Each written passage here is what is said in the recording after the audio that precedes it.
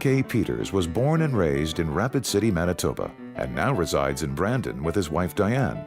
Gord grew up on the family farm with 8 brothers and sisters.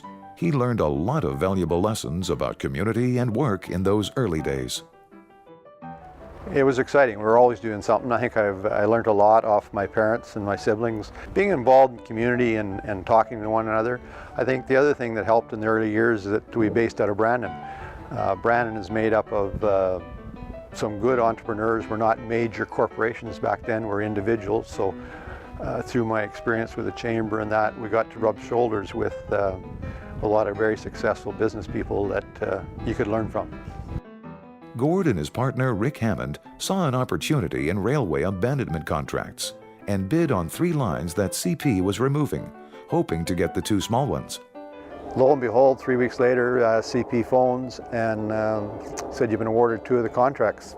He phoned me that night. I was in Calgary and remember very clearly, and he said, we got 2 of the contracts, and I said it was just exactly what we wanted. We wanted the 2 small ones, and we doubled our bid again on the large one. And he said, "Well, not quite." He said, "We missed the small one, got the 15 and the 54-mile one." I think it was a $750,000 contract.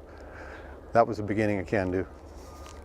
The next day we loaded all our stuff in a little Toyota car I had, and we headed our way to Manitoba, and that's what we started with. My parents put up the first $35,000 to help us get started to get going, and the rest is history after that. From these humble beginnings, Can Do continued to grow. A key program was implemented in 1997 that reflects Gord's values and made Can Do stronger than ever. I'd say probably the key nexus, the key point of time that brought Can Do into its current generation, its current growth cycle, was when we started the employee ownership program in 1997.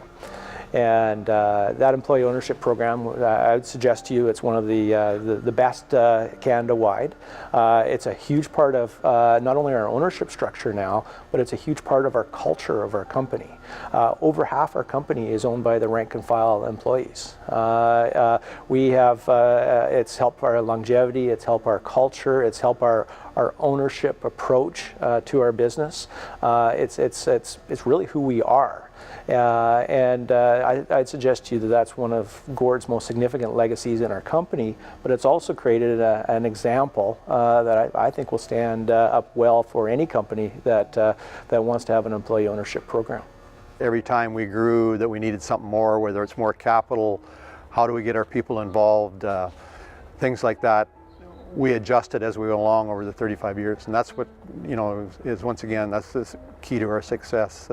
Things like our employee ownership in 1996 was a huge move that I was a huge believer that wherever you work, you should own a piece of the pie. And so in 96 we put it in place. The first year or two it didn't have a lot of big success, but the last few years have been spectacular. So and I really feel good about that. That was the right thing to do. It empowered our people, made us be able to operate all over the country. And I tell a story about, there's a plant in Saskatchewan we have that the management of the plant come out and they said, just this a little while ago, and they said, "Who does own Can Do?" And the locomotive engineer says, "We do." And I think those kinds of statements and those kind of testaments are what it takes today to get a really high performance company. He was being honored. He was a candidate for Entrepreneur of the Year on, I think, the Western, in Western Canada, and the dinner was in Calgary. And this was a number of years back. And I thought that it would be good that I should go, so I flew out to Calgary and I went to the dinner. Well, after the dinner, and we're talking, Gord says, "Phil, it's nice that you're here because maybe you should hang around. Tomorrow I'm closing a deal on buying a short line railway." He had not consulted me. He had no other legal counsel acting, and he wanted me to show up tomorrow to close a deal that took all day to close. And it was only because I happened to be there that he asked me to attend, and it had a lot of legal implications, but that's how Gord was. He had this entrepreneurial ability, and he was going to go do the deal, and then he'd worry about it later. He'd tell me after. So that's so typical of Gord, and we always talk about that. They're they're getting better at can-do in that I at least get some hint of a transaction before it happens now. Foundation in 09, Diane and I gave $1 million worth of our shares to the Brandon Area Foundation. What was different about it is we gave private sector shares, not cash, to a foundation. They accepted them, it worked for them, and then it's a donor designated fund, and we direct that fund every year. This year alone, that $1 million, this year alone, we'll hand out $250,000 in philanthropy money, and the fund now is not worth $1 million, it's worth $1.5 million. That's how well Can-Do Shares have done, and that's how Brandon Area Foundation has won with it too. The thing I would say about Gord and his wife Diane is that they're extremely caring about their community. I know that he's a very big supporter of Brandon through the Brandon Area Foundation, and I know that there's a heritage building that he's involved in. He loves to give back to his community. I know that he's done that to a great extent.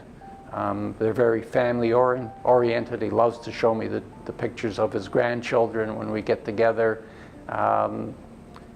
Gord is just a sweetheart of a guy who is caring and knows how to run a business, and also recognizes that he can share the success with others. He's not interested in building a business and taking the money and having more money and more money.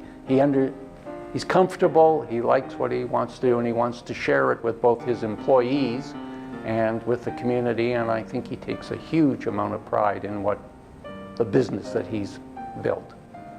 I got to thank my dad. I told him last year, in 1978, put up the $35,000 to start us. That created $15 million worth of wealth last year. That's what it turned into. I got to thank him, and a lot of the employees at Can-Do got to thank him for that foresight of putting up the money with very few questions asked. And I find today that's what we do. We're looking to back entrepreneurs and young people. They don't all work. I tell everybody we're investors. We understand they don't work, but if individuals got a good idea, if they put the work ethic into it, it's very, very rewarding. Gord is a natural at what he does. He's entrepreneurial. He knows how to take a risk and manage a risk. I've had lots of episodes with Gord in which I've given him advice, and he has, of course, not listened to it and done his own thing, and he's always turned out to do the right thing. When I've often said about Gord, I'm critical about how they operate, in the end, I'm the guy that's wrong, and he's the guy that's right, and he's the one that's done well.